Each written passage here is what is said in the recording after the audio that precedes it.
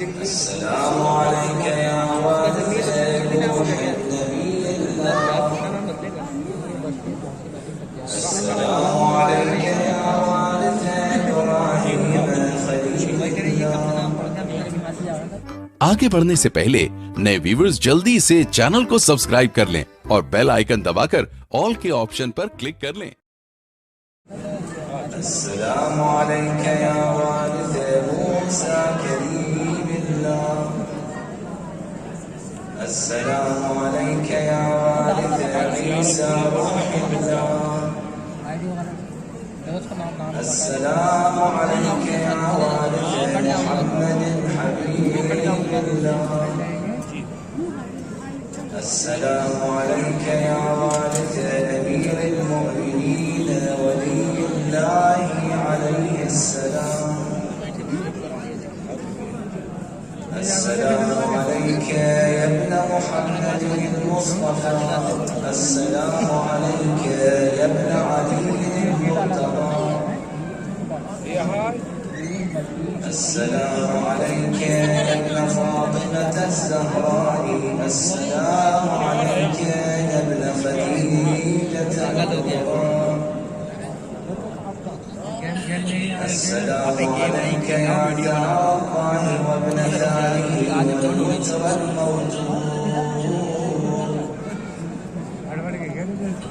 أشهد أنك قد أقمت الصلاة وآتيت الزكاة وأمرت بالمعروف ونهيت عن المنكر وأطعت الله ورسوله حتى أتاك اليقين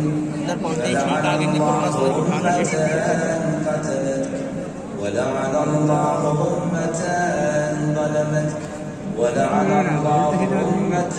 سمعت بذلك فرضيت به يا مولاي يا أبا عبد الله أشهد أنك كنت نورا في الأصلاب الشريفة والأرحام المطهرة لم تنجسك الجاهلية الجاسمة ولم تلبسك من مدلهمات ثيابها وأشهد أنك من دعائم الدين وأركان المؤمنين وأشهد أنك الإمام التقي الرضي الزكي الهادي المهدي وأشهد أن الأئمة من ولدك كلمة تقوى وأعلام الهدى والعروة الوثقى والحجة على أهل الدنيا وأشهد الله وملائكته وأنبياءه ورسله أني بكم مؤمن وحيانكم موطن بشرائع ديني وخواتيم عملي وقلبي لقلبكم سن وأمري لأمركم متبع صلوات الله عليكم وعلى أرواحكم وعلى أجسادكم وعلى أجسادكم وعلى شاهدكم وعلى غائبكم وعلى ظاهركم وعلى باطنكم